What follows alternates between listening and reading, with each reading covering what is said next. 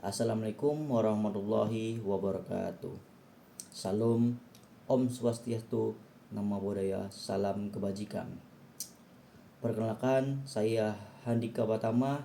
Saya berasal dari kelas 5E mata kuliah Hukum Maritim. Di sini saya akan membuat video pembelajaran terkait dengan pengertian hukum internasional dan juga hukum maritim. Baik, sebelum masuk ke video inti, di sini saya juga akan sedikit menjelaskan beberapa rangkaian yang terkait dengan hukum maritim dan juga hukum laut internasional. Nah, hukum laut internasional adalah kaidah-kaidah hukum yang mengatur berbagai persoalan yang berkaitan dengan batas-batas wilayah negara yang berhubungan dengan laut. Ini termasuk laut yang berada di dalam wilayah negara atau laut yang berada di luar wilayah negara. Hukum laut internasional mempelajari tentang aspek-aspek hukum di laut dan peristiwa-peristiwa hukum yang terjadi di laut. Tujuan hukum laut adalah untuk mengatur permanfaatan laut itu sendiri, yakni sebagai sumber, jalur lalu lintas dan sumber kekayaan alam serta sumber energi. Hukum laut juga harus mengatur kompetisi antara negara-negara dalam mencari dan menggunakan kekayaan yang diberikan laut, terutama seringkali antara negara-negara maju dan negara-negara berkembang. Kemudian hukum laut juga mempelajari berbagai aspek-aspek laut seperti kelautan yang merupakan suatu peristilahan yang berhubungan dengan segala kegiatan di laut, sesuatu yang meliputi masalah kedaulatan dan wewenang suatu negara, eksplorasi dan eksploitasi sumber daya alam baik hayati maupun non hayati yang berada di permukaan laut, dasar laut maupun ruang udara di atasnya, serta perlindungan lingkungan laut. Dengan kata lain, kelautan mengatur hal-hal yang berhubungan dengan fungsi dan juga perlindungan hukum laut. Sedangkan kemaritiman lebih mengacu pada pelayaran atau navigation, perdagangan, seaborne trade, urusan pelabuhan, dan segala macam kegiatan yang berhubungan dengan jasa maritim. Dengan kata lain, kemaritiman mencakup hal-hal yang berhubungan dengan fungsi laut sebagai sarana transportasi guna terciptanya perdagangan internasional. Sebagai ilustrasi, laut secara vertikal dapat dibagi dalam 3 kolom, yaitu kolom permukaan dan kolom dasar. Kemudian kolom laut dan dasar laut. Pada permukaan laut terdapat kegiatan yang berhubungan dengan kedaulatan dan kewenangan satu negara serta kegiatan pelayaran dan perdagangan. Hanya kegiatan yang berhubungan dengan pelayaran dan perdagangan serta penyediaan jasa maritim inilah yang disebut sebagai kemaritiman.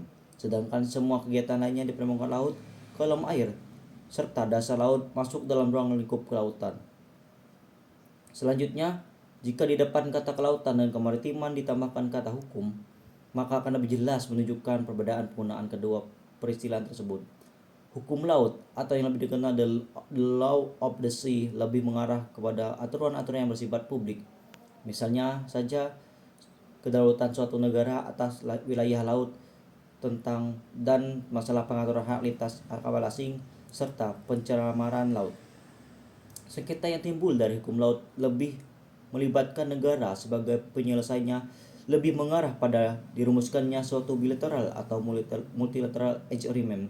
Sementara itu, hukum maritim mencakup hukum maritim atau yang dikenal dengan maritime law mengatur akibat-akibat hukum dari penggunaan laut sebagai sarana transportasi. Mencakup hal-hal seperti collision, salvage, towage, pilotage, serta marine insurance. Dengan demikian, hukum maritim lebih mengarah pada aturan-aturan yang bersifat privat, sehingga sengketa yang timbul dari pelaksanaan hukum maritim akan diselesaikan secara privat oleh para pihak yang bersengketa, tidak harus melibatkan negara. Secara geografis, sebagian besar bumi terdiri dari lautan, sehingga laut memegang peranan yang sangat penting bagi kehidupan umat manusia.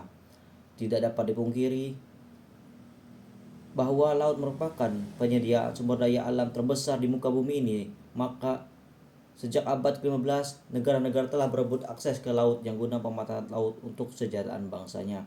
Di samping sebagai penyedia sumber daya alam, peran laut sangat besar. Yang tak kalah pentingnya adalah sebagai sarana transportasi yang menghubungkan belahan bumi satu dengan belahan bumi yang lainnya. Meskipun tidak jarang pada zaman Perang Dunia Pertama dan Kedua, acap kali dimanfaatkan sebagai sarana pemisah suatu bangsa. Laut sebagai sarana transportasi yang menghubungkan satu tempat dengan tempat yang lain menjadi sangat penting secara ekonomi dilihat dari perspektif perpindahan barang dan jasa dengan kapal sebagai alat pengangkat. Meskipun saat ini telah terdapat berbagai macam moda transportasi lewat laut dengan alat kapal angkut laut masih menjadi primadona kegiatan jual beli antar satu tempat dengan tempat yang lain yang dipisahkan oleh lautan. Transaksi perdagangan internasional saat ini sudah bisa dilakukan secara online, akan tetapi dibutuhkan transportasi untuk pengiriman barang sampai ditempatkan dengan tujuan. Dibandingkan dengan transportasi udara, transportasi lewat laut lebih disukai karena kapasitas yang jauh lebih tinggi daripada kapasitas yang ditawarkan oleh transportasi yang lain. Dan juga transportasi laut secara finansial lebih menguntungkan dibandingkan dengan transportasi udara.